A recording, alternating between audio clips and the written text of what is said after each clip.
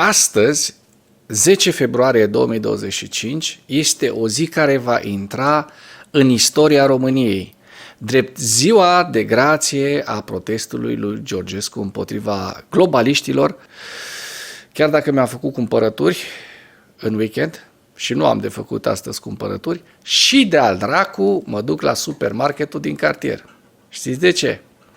Pentru că sunt niște promoții foarte, foarte interesante, între 5 și 15%. Și vă mai spun una dreaptă. Am auzit că astăzi, în ziua marelui protest al georgeștilor, pe lângă reducerile de 5-15% la supermarketuri, vor fi în față și niște trubaduri care vor încerca să ne alunge cu mături. Eu chiar vreau să văd acest lucru, cum o să mă alunge pe mine trubadurul georgeștian cu mătura din fața supermarketului. Chiar sunt curios câți vor fi și vor încerca să ne oprească. Dar pe lângă acest lucru mai vreau să mulțumesc în mod special georgeștilor care au inițiat și promovat acest protest. Pentru că așteptăm un protest și împotriva taxelor și împotriva ratelor la bănci. Vă mulțumim, dragi tovarăși, că ați inițiat acest protest. Subiectele principale ale analizei noastre de astăzi sunt: Rusia folosește experiența dobândită în Ucraina în războiul împotriva NATO, scriu analiștii Institutului pentru Studiul Războiului. Ucraina a depășit borna de 10.000 de tancuri rusești distruse și 850.000 de soldați ruși neutralizați. În cadrul dezbaterilor televizate, candidații la funcția de cancelar al Germaniei, Olaf Scholz de la Partidul Social-Democrat și Friedrich Merz de la Uniunea Creștin-Democrată au afirmat necesitatea unui sprijin militar continuu pentru Ucraina. Potrivit Institutului pentru Studiul Războiului, Rusia îmbunătățește în mod activ vehicule aeriene fără pilot și război electronic pe baza experienței dobândite împotriva Ucrainei, în războiul împotriva Ucrainei, și aplică cele mai recente evoluții tehnologice în operațiuni hibride împotriva statelor membre NATO.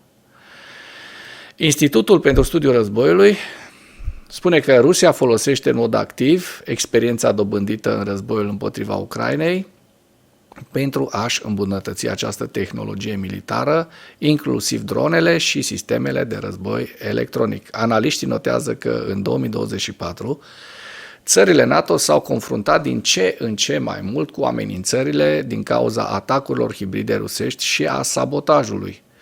Rapoartele despre încercările unui stat membru al NATO de a contracara presupusele drone de recunoaștere rusești subliniază necesitatea dezvoltării în continuare a capacităților de apărare, deoarece Rusia continuă să valorifice experiența pe câmpul de luptă din Ucraina pentru a dezvolta tehnologii de ultimă oră. Ziua 1083 a războiului din Ucraina.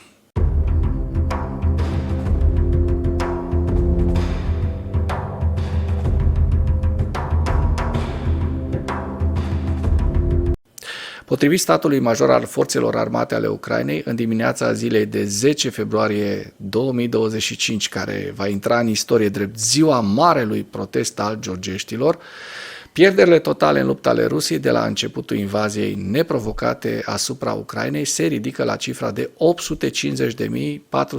850.490 de militari. În ultimele 24 de ore, Rusia a registrat următoarele pierderi pe frontul din Ucraina: 1170 de militari, 9 tancuri, 16 vehicule blindate de luptă, 35 de piese de artilerie și 3 mijloace de apărare antiaeriană. Astfel, armata ucraineană ajunge la borna de peste 10.000, mai precis 10.001 tancuri rusești distruse, 20.813 vehicule blindate de luptă și 22.879 de sisteme de artilerie rusești distruse în războiul cu Ucraina. Dacă până în acest moment ai găsit informații utile în material, contribuie cu un like și cu o distribuire a acestui videoclip pentru a ajunge la cât mai multă lume. În cadrul dezbaterilor televizate, candidații la funcția de cancelar al Germaniei, Olaf Scholz de la Partidul Social Democrat și Friedrich Merz de la Uniunea Creștin-Democrată au afirmat necesitatea unui sprijin militar continuu pentru Ucraina. Se pare că dezbaterea televizată dintre Scholz și Merz a abordat provocări majore de politică externă, inclusiv războiul din Ucraina și rolul Germaniei în abordarea de ajutor Kievului. Scholz a spus că războiul care s-a soldat cu sute de mii de vieți distruse trebuie să se încheie cât mai curând posibil. El a subliniat importanța sprijinului internațional pentru Ucraina și a subliniat că Germania este a doua țară ca volum de ajutor. Trebuie să ajutăm Ucraina să aibă o armată puternică, pentru că economia ei nu va putea finanța o armată de mărimea necesară pentru apărare. Acesta este primul lucru important cu garanțiile de securitate asupra cărora suntem de acord, a spus liderul social-democraților. Cu toate acestea, el s-a pronunțat împotriva furnizării Ucrainei de arme cu rază lungă de acțiune pentru a se asigura că războiul nu se va transforma într-un război între Rusia și NATO. Referitor la apartenența la NATO ca o garanție de securitate, Scholz a menționat că guvernul american o respinge, iar el personal nu vede o astfel de opțiune în situația actuală. Merz a fost de acord că aderarea Ucrainei la NATO este imposibilă din cauza războiului. Totuși, el a susținut furnizarea de rachete de croazieră Taurus către Ucraina, dar a menționat că decizia privind furnizarea acestora trebuie coordonată în cadrul Uniunii Europene.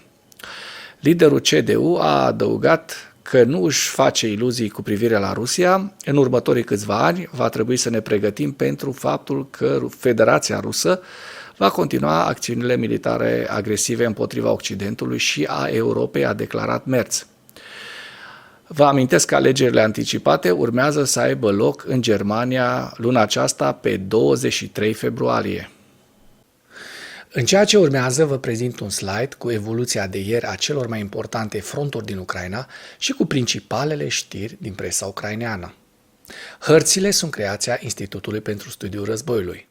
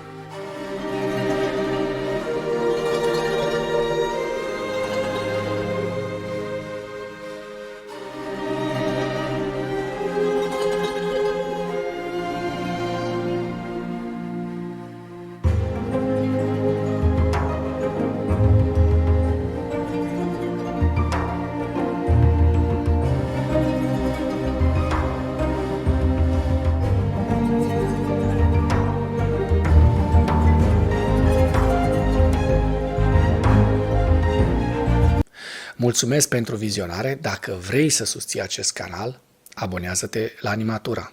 Apreciez mult asta.